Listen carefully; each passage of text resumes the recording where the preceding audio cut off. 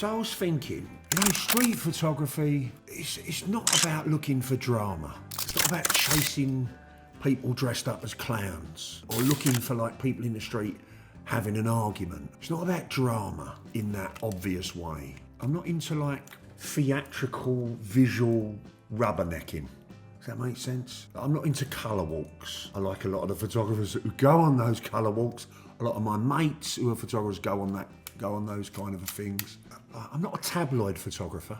What I'm looking for in a frame when I'm out on the street, the majority of the time, is just a subtle suggestion of movement that's revealing of character. It's kind of almost like the little moments, because that's where most of us live our lives, right? It's not it's not always fireworks. It's not always sunshine and rainbows. So the question I'm always asking at the Dare workshop and in the Dare photography community is are you hunting or are you slowing down to see what's going on pretty much in front of you all of the time? Well, I've got to come up with 7, haven't I?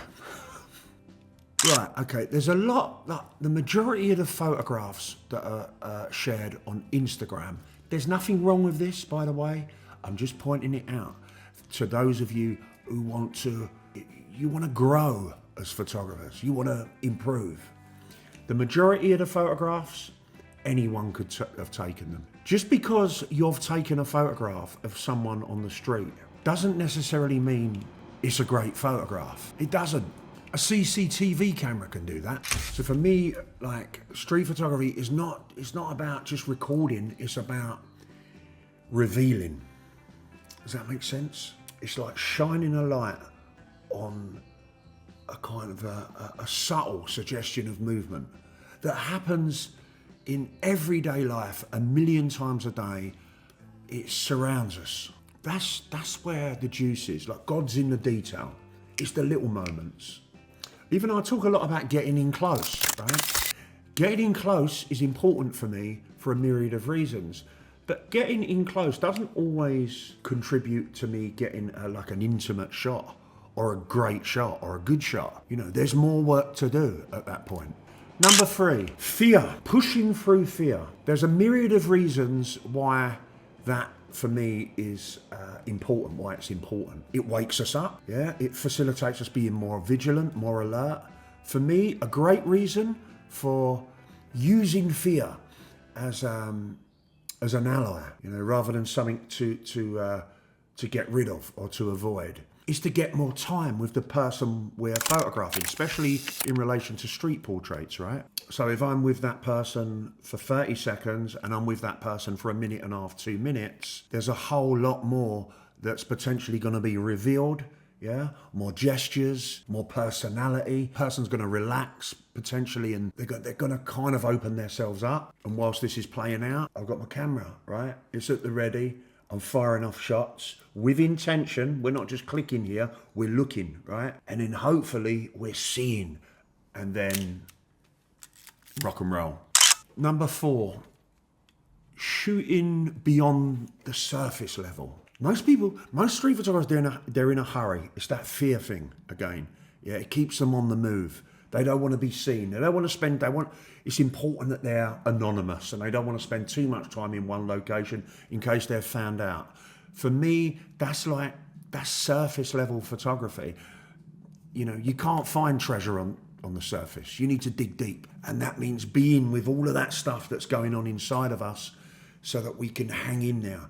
And if the degree to which we have time in is the degree to which we're gonna see more. Yeah, we're gonna uncover treasure. Street walks. I don't mind street walks. See, the thing is, we do those in the Dare community. We meet up. We have I think we have 4 or 5 little meetups a year. I know my friends at the Street Badass community, they're street walks, right? Lots of communities, lots of street walks. They're beneficial for me in terms of meeting up with people, but let's not get confused. If we're using those as a safety net, as a kind of a reason to shoot, we're barking up the wrong tree. Street photography is a solitary thing. For me, I can only really get the shots that I want to get when I'm on my own. It's part of it. That's part of the game. and it's part of the masochistic pleasure. It's how we kind of build up battle scars, is going into battle, right? And for me, I'm like, when I'm on a street walk, I'm not like I don't start. What always surprises me about those street walks is like when I go, oh, can we just go out and shoot now? Like for me, I don't even call them street walks. We call it a street photography meet-up at Dare. Yeah, because we'll have a meet-up, we'll have a chat and have some fun, and then we'll shoot for a bit. But for me, the most important thing is just meeting up with like-minded individuals. 6. Oh, we've got 2 more. You cannot come up with a shot on your own as great and as beautiful as the universe is conspiring to show you in every moment. Like the universe has already done the work. We just have to see. We're always in our heads thinking, looking, where's the shots? Where's the shots? We need to slow down and see what's actually in front of us all of the time. Imagine, well, like when you're out, think of yourself in a movie. Like when you're looking at a movie, we're kind of we're drawn in, we're paying attention. It's not familiar to us, so we notice more. Yeah, what we do, we lock everything down in our lives.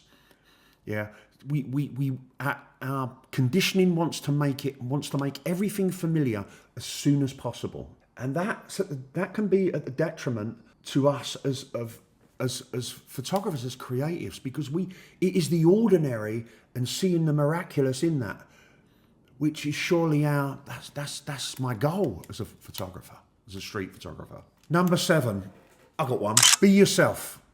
Nobody's you. Even if someone is trying to copy what you're doing, at best they can only ever be second.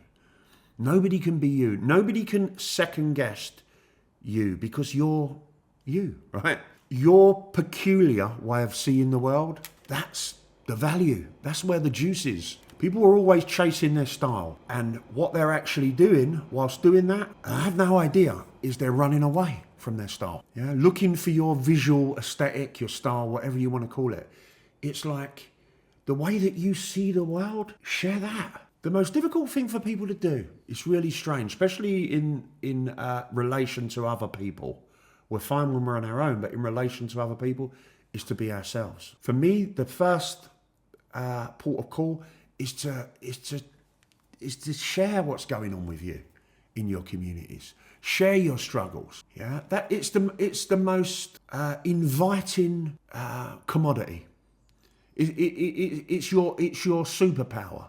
Is to be genuine, be yourself. I was talking about this in a Dare photography community the other day. I haven't really got anything to teach you guys other than to just be yourselves. And that is the most difficult thing for me to teach, because everyone wants to be like somebody else. We're not here to fit in.